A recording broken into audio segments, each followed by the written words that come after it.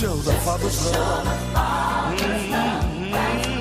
That's why I love you. Oui, amis culturels, Pierre Semou sur le plateau de Cultura, ici sur le stand de livre auteur du bassin du Congo, dans sa 5e édition et dans la 34e édition du Salon du livre de Paris. Bonjour Pierre Semou. Bonjour, Sauve Gérard. Voilà, il faut dire que c'est une belle rencontre ici sur le site livre auteur du bassin du Congo, où vous avez été invité comme auteur congolais.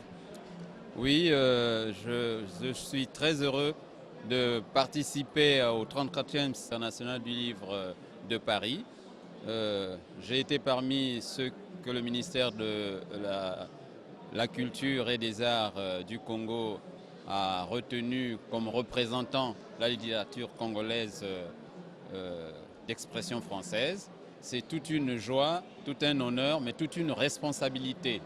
Et nous avons été en présence des différents invités, mais aussi des différents touristes venus participer à la fête du livre depuis le vendredi 21 mars 2014. Et c'est donc à eux qui ont eu l'occasion de suivre notre prestation, de savoir si la littérature congolaise que nous sommes venus vendre a été suffisamment mise en valeur. Voilà, monsieur le journaliste. Vous êtes là parce que vous êtes auteur, vous êtes poète, il faut le dire, avec la flûte du cœur, poésie, paru aux éditions L'Harmattan. Vous êtes auteur de Pétrin, Festin et Destin en balade, qui est un recueil de nouvelles, paru aux éditions L'Harmattan également. Les déboires de Patrice Liqueur, une comédie parue aux éditions L'Harmattan Congo. Tremblement de terre au ministère des Affaires alimentaires, une pièce de théâtre parue aux éditions Publibook. Et Mon cœur, ma plume et ma muse s'amuse, toujours les éditions Publibook.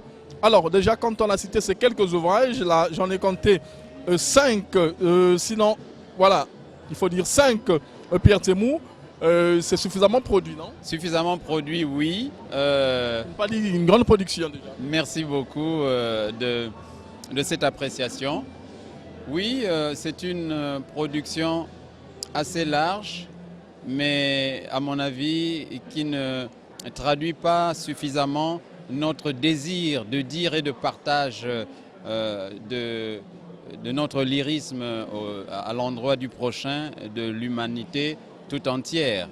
C'est pour ces raisons que vous avez vu la pluralité de notre production qui va dans tous les sens, de la poésie aux nouvelles, en passant par le roman qui n'est pas représenté ici parce que le stock est épuisé, et pour terminer par la production dramatique.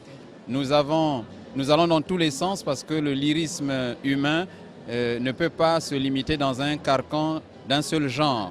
Et comme nous répondons à une spontanéité de l'inspiration, selon que cette inspiration est poétique, nous produisons de la poésie, ou si c'est de la prose, eh bien nous avons de la prose. Et si dans cette prose, c'est le drame, c'est le théâtre, c'est la comédie, eh bien c'est cela qu'on met à la disposition du public.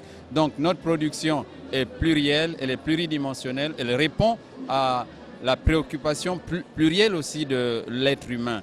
L'être humain, dans son existence, aborde un certain nombre de thèmes, et dans son existence nous fait voir de toutes les couleurs. Selon certaines circonstances, on est dans la joie, on est dans l'interrogation, on est dans les pleurs, on est dans les tristesses, on est dans la réflexion, dans la méditation profonde. C'est cela le sens de la richesse, de la pluralité des œuvres littéraires dont vous avez parlé tout à l'heure, monsieur Sauve Gérard. Voilà. Quelles sont les sources d'inspiration de Pierre Semou? La première, je peux même dire l'unique, c'est la vie. C'est la vie en tant que déterminant du souffle de l'existence humaine. Nous regardons et cela détermine notre lyrisme.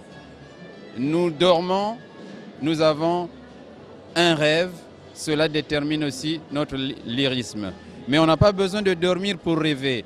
Et c'est beaucoup plus pour faire rêver le public, pour faire rêver l'être humain, pour le sortir de la morosité existentielle que nous écrivons.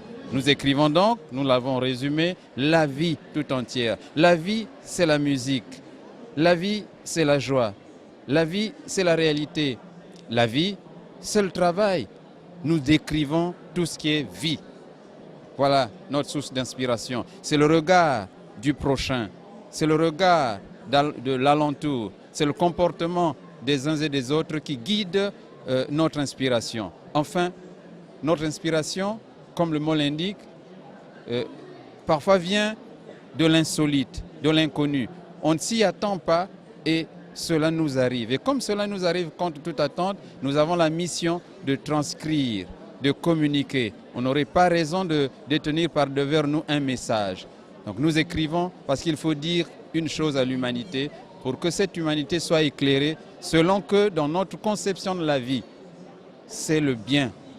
Et quand nous constatons que le bien n'est pas cultivé, n'est pas suffisamment répandu, alors nous écrivons. Et quand nous constatons qu'il y a beaucoup de malheur, notre mission, c'est d'endiguer le malheur autant que faire se peut, d'arrêter. Et pour arrêter, il faut écrire et dénoncer. C'est cela, notre source d'inspiration, M. Sauve-Gérard. Alors, s'il y avait un extrait de poème à lire, dans lequel recueil le prendrez-vous? Dans les deux. Dans les deux. Et vous allez être surpris, monsieur le journaliste. Dans les deux, pourquoi? Parce que vous comprenez, la première œuvre publiée par Pierre Ntsemou, c'est La Flûte du cœur.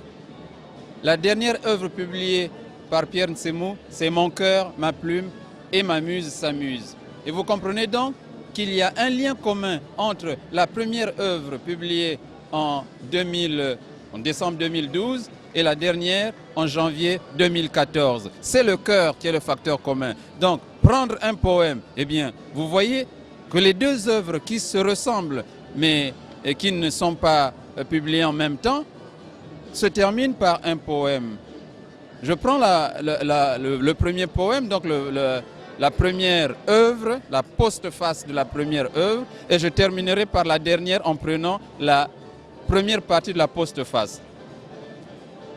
Puissiez-vous être ce cœur, cher lecteur, qui me console de toutes les rancœurs, accumulées par la faute de mes erreurs, que votre indulgente compassion accompagne ma lente rédemption, que ces vers, parfois sévères, mais sincères, sincères indélébiles dans l'ego de mes frères, sensibles au bruit du silence si dense, quand dans notre tête cesse la cadence des mots entendus et des mots défendus, que le cœur seul apaise dans son étendue. Voilà comment se termine La Flûte du cœur, la première œuvre. Mais la dernière œuvre commence par « Mon cœur habite dans une planète de mots ».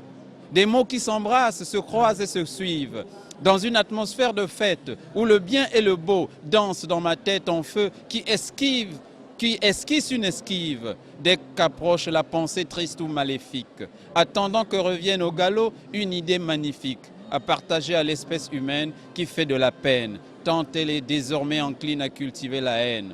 Mon cœur, pour sauver l'humanité en péril et en détresse, a appelé à l'ouvrage héroïque sa belle et tendre maîtresse qu'on appelle la muse. Merci Pierre Ntsemou. Merci Monsieur Sauve-Gérard. When all others cease to be, I look around and you're there with me. Whenever I'm in trouble, Lord, you're there. Always there.